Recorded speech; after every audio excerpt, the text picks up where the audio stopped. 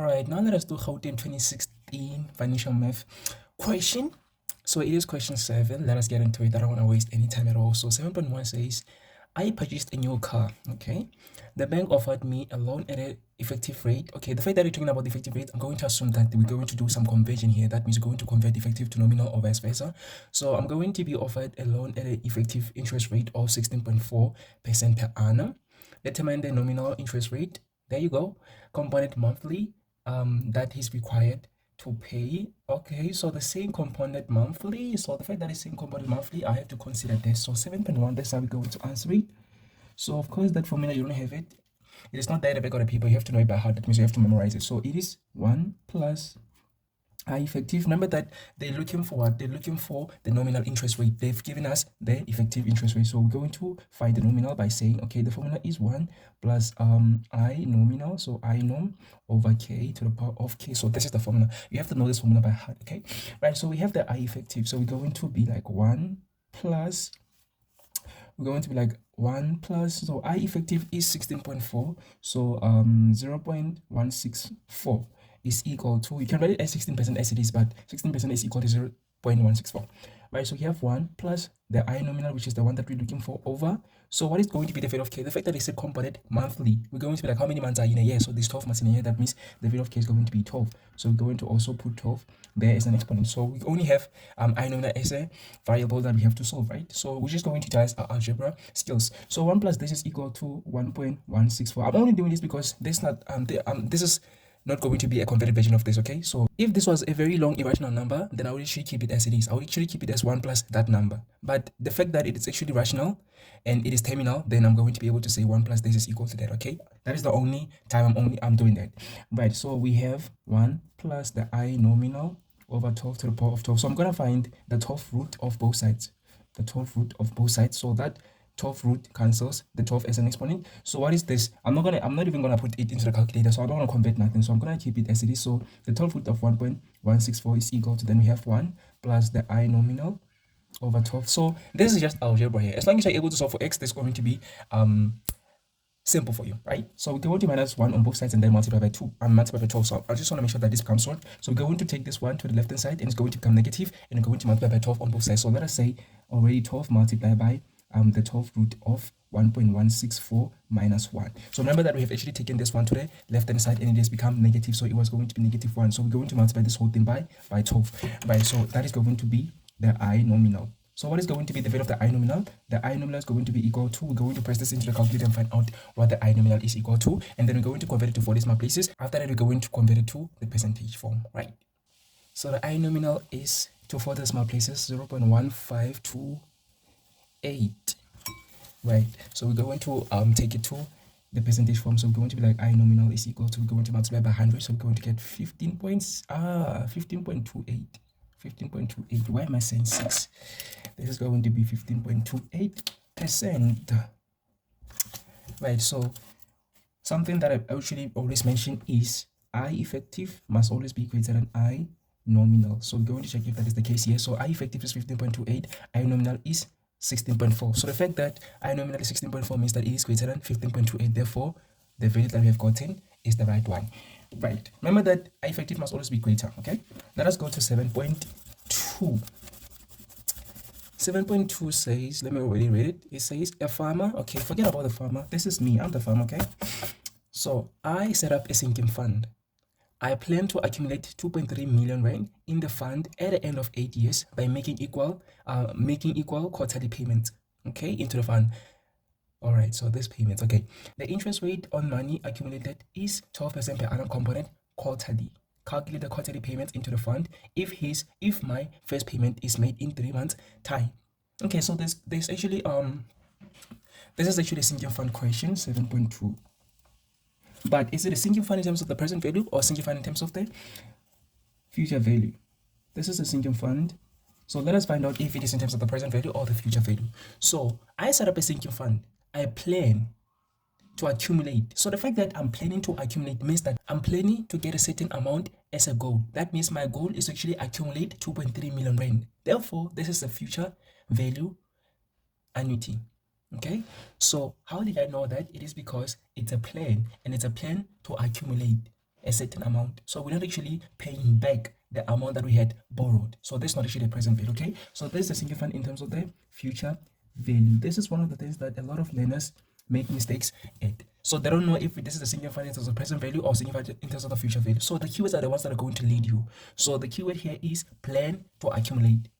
So the fact that I'm planning means that I may actually be talking about something that I want to do in the future. So I'm planning to accumulate. So I'm planning to have this amount after a certain period of time. So the period is 8 years. So this is significant as the future value, and the period is equal to 8 years. Right. What else have they given us? They've also given us that we're going to be making payments. These payments, they're not really that payment of the present value. These are the payments like deposits. So that means I'm gonna go to the bank and deposit a certain amount every month.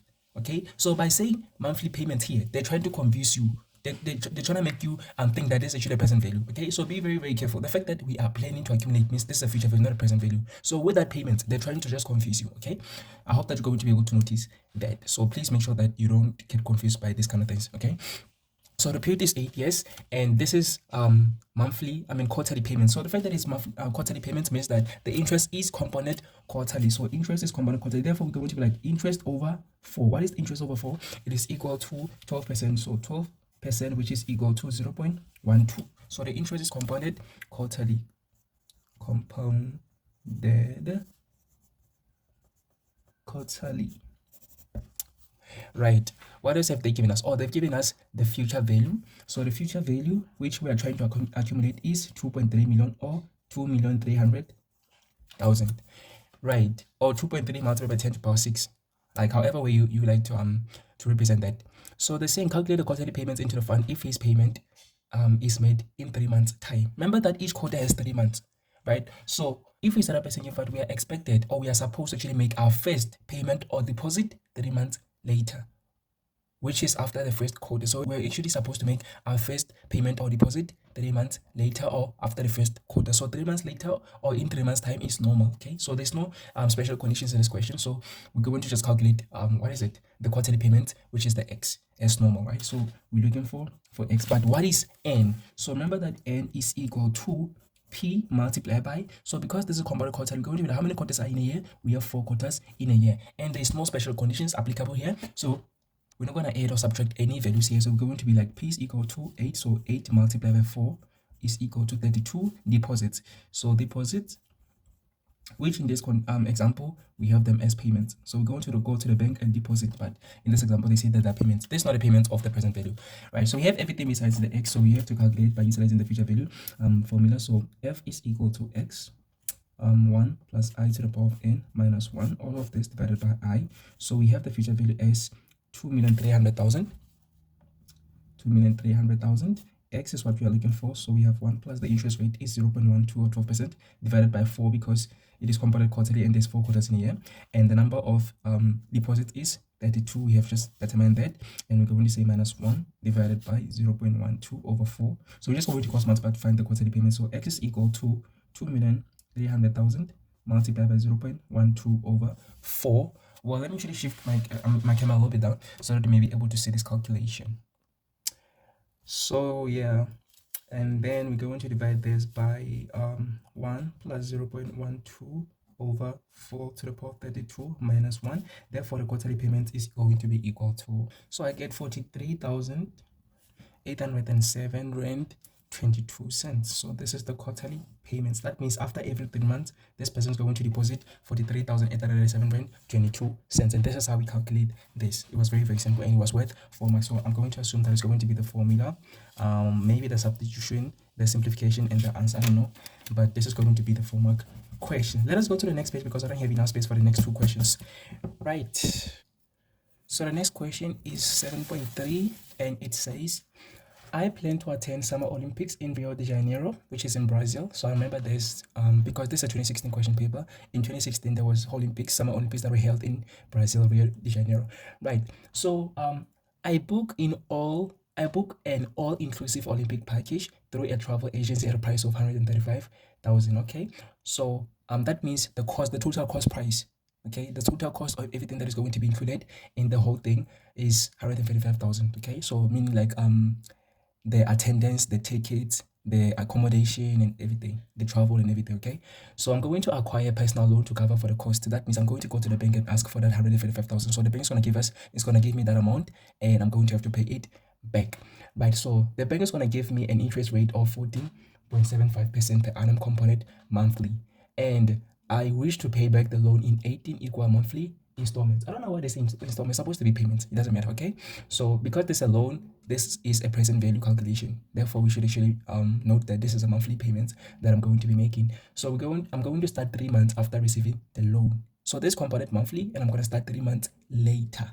Okay, so that means that's a condition applicable right there, right? Because this is a loan that I'm going to acquire, then that means there's a present value calculation. So we're going to be like 7.3.1. So 7.3.1 says, well, before I calculate anything at all, before I get to 7.3.1, 7.3, let me actually write down everything that I'm giving except for 7.3. So I've been provided with the P. So the P is equal to 135,000. This is the loan granted. So they're going to give me a loan of 135,000. What else have they provided me with? They've also given me the interest rate. So the interest rate, because this is compounded monthly, is going to be over 12. So interest rate is equal to, they say, is equal to 14.75%, which is also equal to 0.1475, right? And the other thing that have actually given me is the fact that the number of payments is equal to 18. Okay, so I'm gonna make 18 payments. At least I'm actually wishing to make 18 payments, right? So 7.3.1 says this is everything that I've actually given us. We don't know what the monthly payments are, right? So 7.3.1 says calculate the total amount owing 2 months after the loan is granted, right? So remember what they said. They said to us, we're going to start 3 months after receiving the loan. So we're going to receive the loan maybe on the 29th of July, right? So let us maybe say that we're going to receive the money on the 29th of July 2025. So that means the first month is going to be 29th of August, right? That is the first month, number one. Then the second month is going to be the 29th of September 2025, right? So that's going to be 2.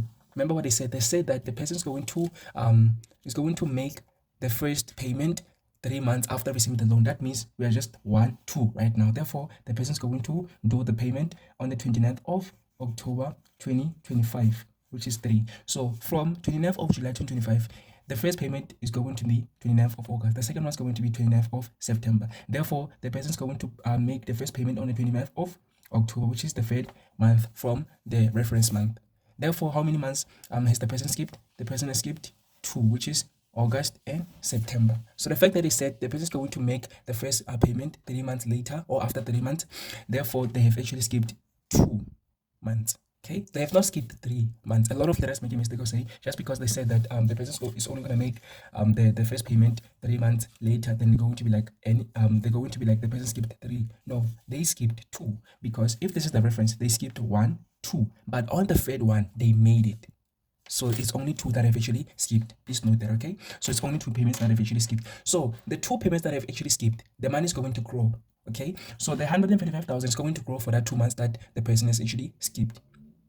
So the fact that he has actually missed the payment, the money is going to grow. The bank is not going to be merciful towards the person. So we're going to have to utilize the growth formula, which is the appreciation formula. So we're going to be like A is equal to P1 plus I to the power of N. And we have to know that N is equal to 2 because it's 2 months that the person has actually missed payments for. So 135,000 has actually grown. So let me actually erase that because I don't have enough space on the right of this. I don't know why my eraser is doing this. But we're just going to substitute and then get the value of A. By the way, it's only worth 2 marks. So we're going to be like 1 plus the interest rate, which is 0.1475. So 0.1475, then to the power of 2. Why is it to the power of 2? Because it's only 2 months that the person has actually skipped the payment for. So that means A is equal to, then go into press calculator and find the value. So the value is equal to 177,762, 177,762 rand 9 cents. So this is how much the person is going to owe after skipping 2 payments. So the person is no longer going to owe them 135,000. He's going to owe 177,762 rand 9 cents after skipping 2 payments. So, right, that is very, very if you think about it, imagine you go to the bank, they ask you you ask for a loan of 135,000. then you skip 2 payments, all of a sudden you owe them 177. Oh, that's crazy. That is why I don't usually advise nobody to ask for a loan from the bank, right? So let us go to the last question, which is 7.3.2. I have to let you know that this value here, it is now the new loan. Okay, so that value there, it is the original loan. So therefore, this loan has actually increased after the person has missed 2 payments. So this is the new P. So therefore, the P is no longer that 135,000. It is now 177,000. So the last question says calculate the monthly installments on the loan. So the fact that the P, which is the loan, has increased, therefore the monthly installments will have to increase, right? Remember, the payments that we are doing is 18. We are doing 18 payments towards this loan. Because now we owe the bank 177,000, we're going to make 18 payments. So what is going to be the monthly payments, which is the X? So we're going to be like P is equal to X, 1 minus 1 plus I to the power of negative n, and then all of it is divided by I. We're going to substitute the new P, which is the new loan amount. So we're going to be like 177,762 rand 9 cents is equal to X, which is the monthly payments that we are looking for, and then 1 minus 1 plus the interest rate, which is, remember that is compounded monthly, so we're going to be like 0.1475 divided by 12, and we're actually making 18 payments. So we're going to substitute n as 18. It is negative, right? And then all of this divided by 0.1475 over 12, and then we're just going to cross multiply.